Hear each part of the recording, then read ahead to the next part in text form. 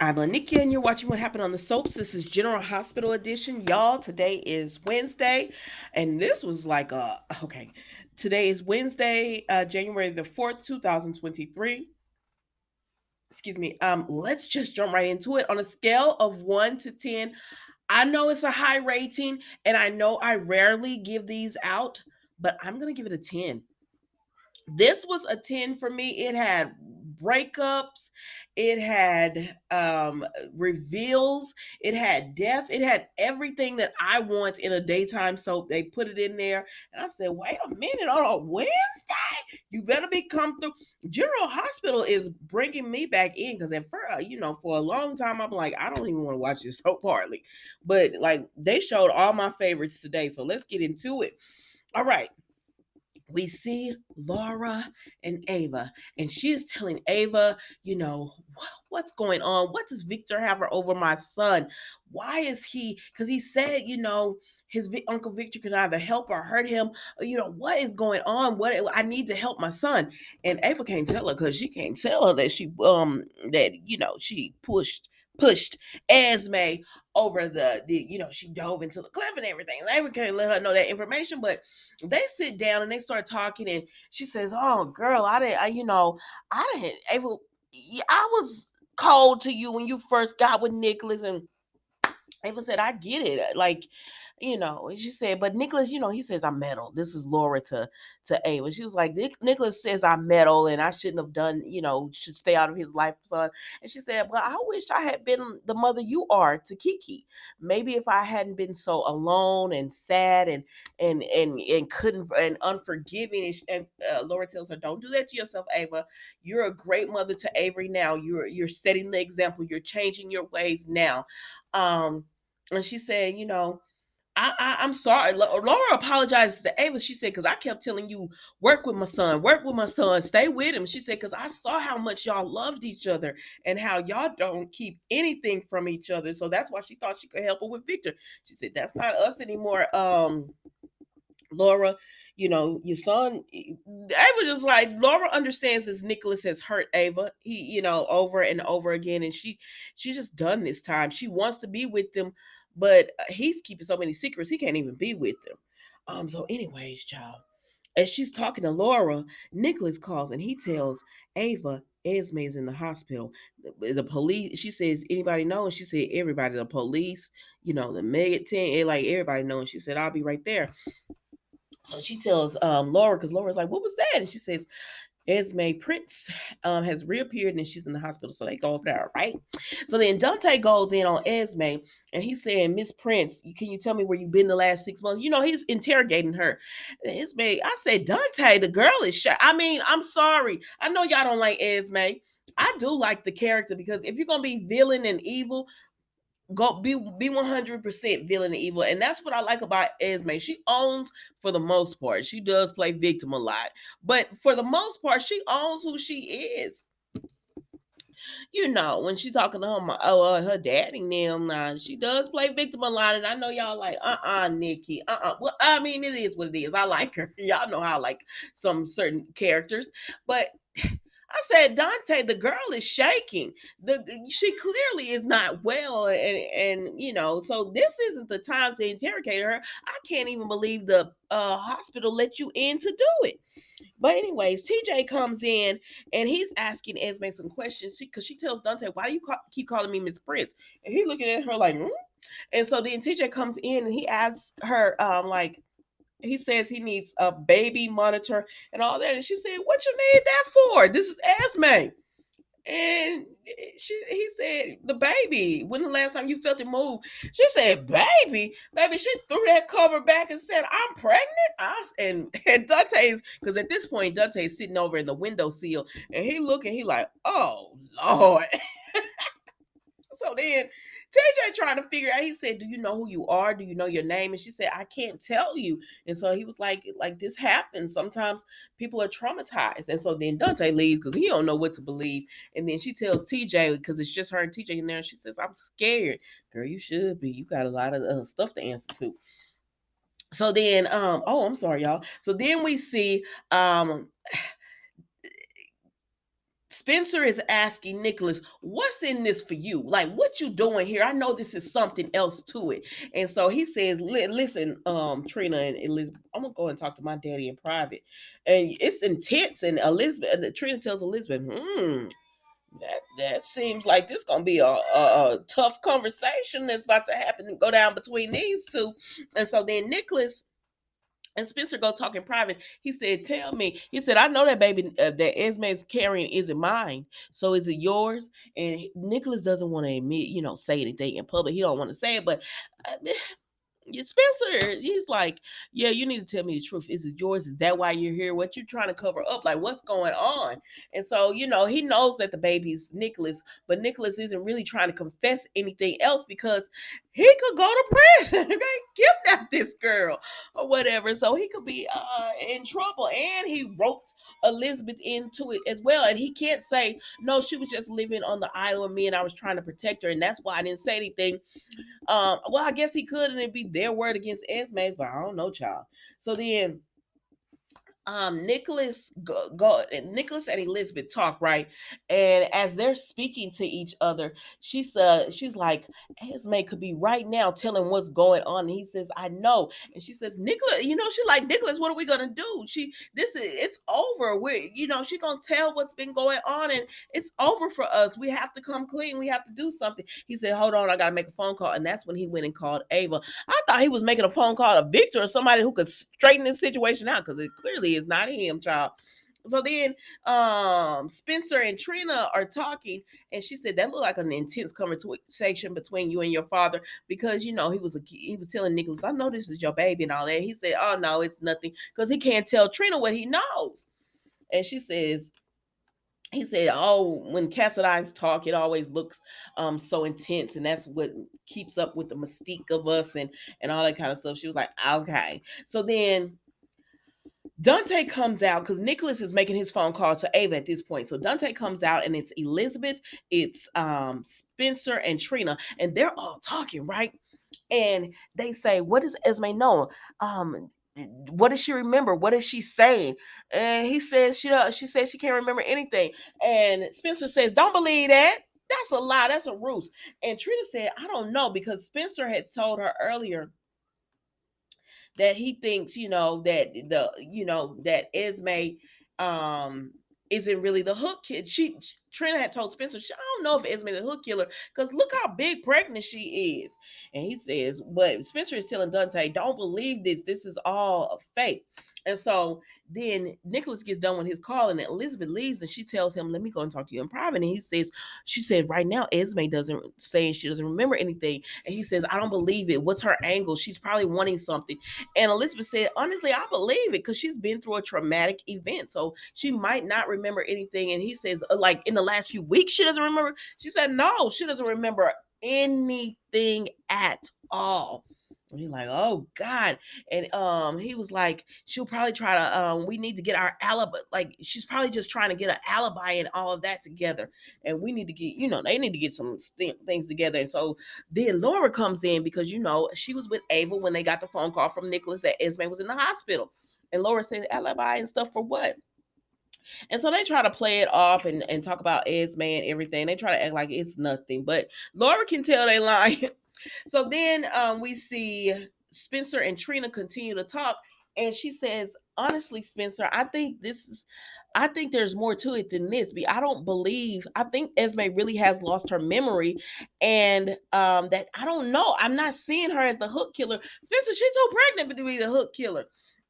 So I just don't see it. I don't really see Heather Weber as it either, because that hook killer at the beginning was moving. If you managed to take down Dante, not Dante, but Brando, I don't see it, but we'll see. So then we see, what you coming over here for, mama? Hold on, y'all, let me get her computer right. 5, 6, 7. Hold on. Okay, there you go. Okay, go see it. No, I'm not holding it. Go take a picture. I'm sorry about that, guys. So then we see that Spencer is just like, you cannot believe what, as he talks to Dante, and he said, you cannot believe this. I like, get what information you have. I know you're not believing this, Esme, because this is all an act. You need to go in there and like do something. And so then Ava comes into the hospital, right? And so when she comes into the hospital, um, hold on, let me move move over a little bit because ended up being louder than I thought it was, her little computer.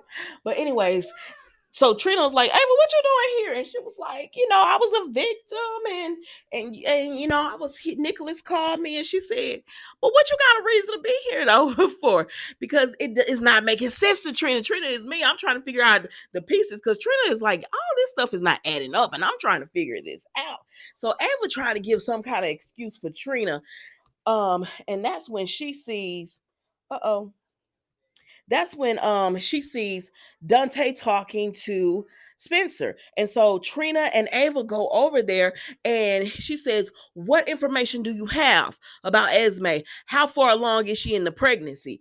How, what is she saying? What is she remembering?" And Dante is like, "I can't give any of y'all that information." And Ava started going off on Dante. She said, "You remember that I was a victim of hers, as well as other people are victim of hers, and you can't take anything she has to say for it with a grain of salt, because all he told her was that she's not really saying anything because she can't remember. You can't take anything she says with a grain of salt." And Trina said, "Yeah," and she planted videotapes of people and framed them. And he said, and then Spencer chimes in and said, "Almost sent any innocent person to jail." Like, they going in on Dante. And then around this time, Nicholas, Laura, and Elizabeth walk up. Baby, why Nicholas walk up to Ava? Because okay, so then Dante's like, "Listen," because when they come up, he's like, "I feel attacked. I feel attacked." And so he tells them, "Listen, I know y'all want answers about Esme, so do I. Right now, she can't give me any answers, but we're on it. We're gonna take care of this." And so then Ava turns around and sees Nicholas, and she says, "I just want to know one thing." He said, "Ava, can we talk in private?" She said, "No, we can talk right here."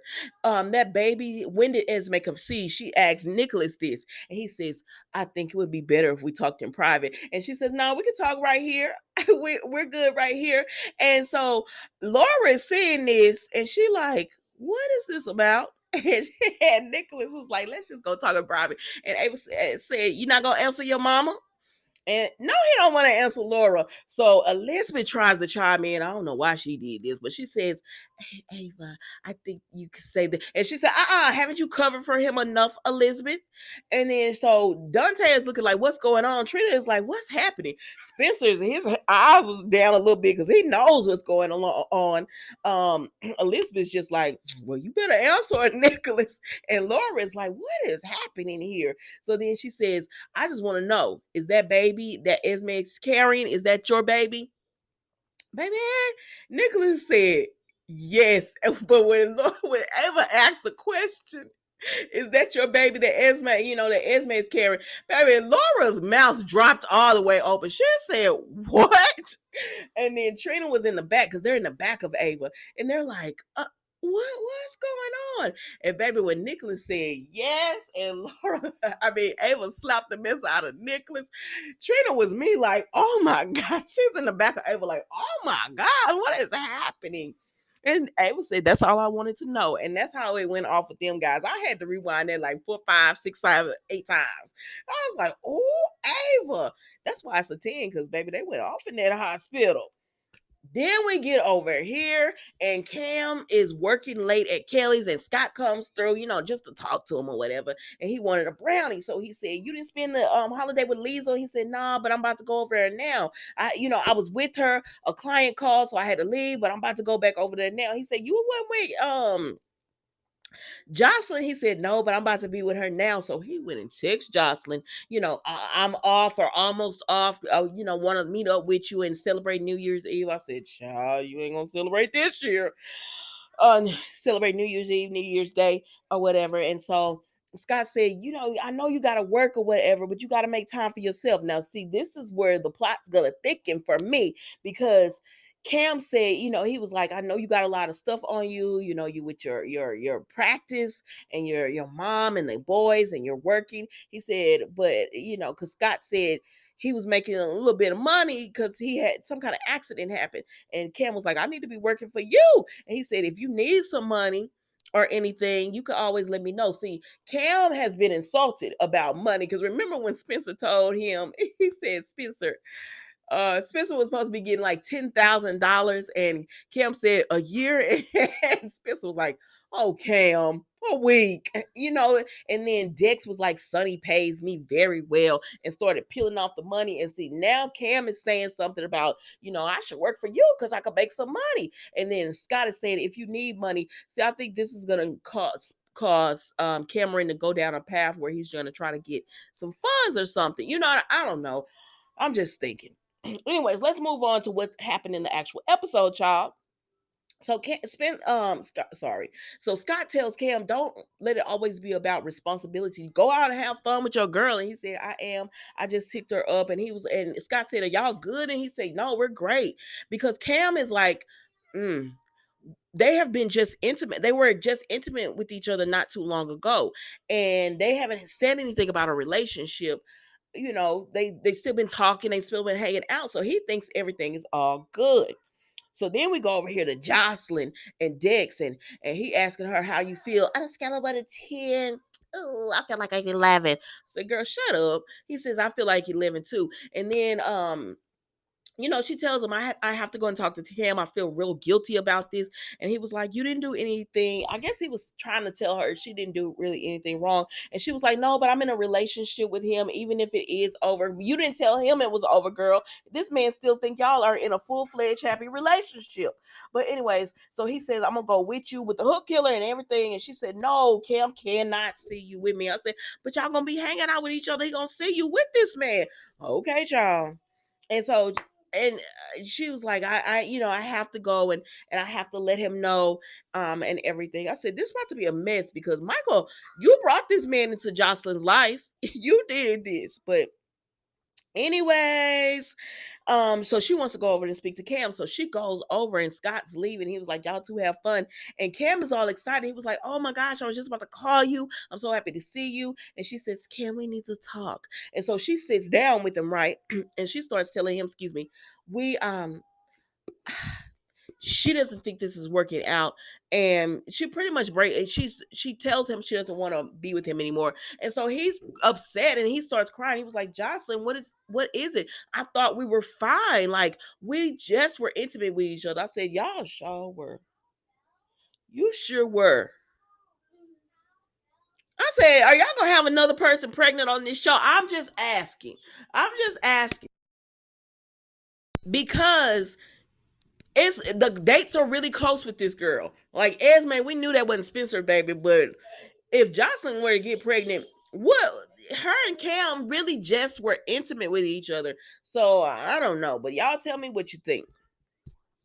Anyways, we see Jocelyn, she's telling Cam, I don't know. I just I'm not happy. And he was like, what do you mean you're not happy? He was like, I know I've been busy with, my practice and my family. And she said, no, it's not that. It's just that, she doesn't want to be in a relationship anymore. And he says, wait, that sounds final. Like she's like, oh, like we're breaking up. He said, I don't have any say in this. And it is kind of messed up, but if somebody doesn't want you, you don't have a say. You don't get to say, no, we're going to still be together, because how you can't force someone to want you. And so she's just like, I'm sorry. I didn't mean to hurt you. And he was like, I thought we were happy. We were just intimate together. She said, I thought it was gonna fix things, but it didn't. I've been still feeling this way. And he was like, you should have came to me and talked. We could talk. We could work this out. But he realizes that no, she wants to break up. And I said, you need to ask her, is there somebody else? But he didn't, because he can't even fathom that probably there is. And so then after she finishes talking to him and stuff, she was like, Cam, because now she upset and she crying. And she was like, Cam, I love you, but I'm not in love. Because he tells her, I love you. And she says, I have love for you, but I'm not in love with you. And then, she tells him she wants to be friends. And he said, girl, no, you cannot be my friend. He said, you not be my friend. No. No, you're breaking my heart. Like, don't even say that. Don't even think it. He said, we will never be friends. We're not gonna be friends right now, if ever. You broke my heart. And I said, y'all gonna be friends in a few years. They'll be friends or whatever. I don't know though. But anyways, that's how it ends with him telling her, just leave me alone. Like, you broke my heart. You broke up with me. This is not the way I had planned on starting my year out. I feel like an idiot. And she's like, I'm so sorry. And she finally leaves. And then Dex comes out and he's like, are you okay? And she was like, no. And she's crying and she looks back and Cam is in the kid. I said, please, Cam, don't turn around and see Dex, because that boy's gonna go smooth off. And so, anyways, Cam's is, still working at Kelly's, and then he throws the dish towel because he's heartbroken. And so that's it with them, y'all. And then we go to mine, and it's Britt and Liesl, and she says, Britta, you've been cut. And so they're talking and everything, and she was like, what's going on? Why, like, this isn't your disease. What happened to you? And you're not drunk. And so Britt tells her, it was the hook. And she says, oh my gosh, the ambulance is 10 minutes away. And she says, that's not close enough. So then Lisa was like, I'm gonna take you. And she said, no, Mom, we're not gonna make it. I came back for you. I thought I was gonna have more time. I said, Britt, why you didn't go to the hospital? But maybe she didn't feel the hook or something. She said, but I came back for you, and I just want to, be with you. And so, so at the time, Lisa didn't know Britt was that sick. So before she tells her about the hook, she was telling her, I wish I had been a better mother, and I wasn't good enough for you. And Britt is trying to tell her, no, it's fine. And she was like, no, I wasn't a good enough mother. I should have kissed you more. I should have hugged you more. And she starts remembering all the things about Nathan that she wished she had done. And so that's when she started seeing the blood in Britt's mouth and realized this is not just your disease. So moving back to where we were, Britt is just like, hold me. She was like, what can I do for you? And she just says, there's not enough time. I'm dying. There, we can't get the antidote in time. So just hold me like you wish you had did Nathan. And so she does. And then Lisa starts telling a story about how she saw Britt, and she was too young to have those fine motor skills, but she had them, and she had written all over her body. And she said, I wish I would have laughed and said how silly you are and everything. She said, but I didn't. I scrubbed, you scrubbed her clean and then put her to bed. She said, I put you to bed with no like kisses and hugs and bedtime. She just put her to bed. She was a cold mother because she wanted her to be tough for the world. And she said, and she regrets it all. And so she's holding Britt, and Britt dies. Like, and I was like, dang. I mean, they've been preparing us, like, we've known since the summer, or at least what, yeah, the summertime, late spring, early summer, that Britt was leaving the show. But God, I didn't, like, I don't know. I guess you never just prepare for it, because I was really sad, like, that all of this happened. And so then the next scene we see, Liesl telling Britt, I love you. You'll always be my daughter. I love you. And then we see Scott, and he's like, Liesl, what's going on? And she tells him, she came back. She said she came back for me. What does that mean? She said she came back for me. And Scott said, what's happening? And she says, I have no one. They're both gone. I lost Nathan and now Britt. And so he says, no, I'm here for you and everything. And I guess she tells him that Britt died. And then we see Scott calls Nina. He said, Nina, I need you. You need to get down here. It's an emergency. And then we see Britt is lying in the hospital bed, and Liesl goes in, and Britt is obviously gone at this part. And Liesl goes in and just tells us that she loves her and stuff. And that was General Hospital, y'all. They done roped me back in, child. It's been some good episodes. But anyways, y'all, don't forget to like, comment, and subscribe to the channel. Sorry for the little interruption. Thank you so much for watching, and see you tomorrow for an all new episode of What Happened on the Soaps General Hospital edition. Goodbye.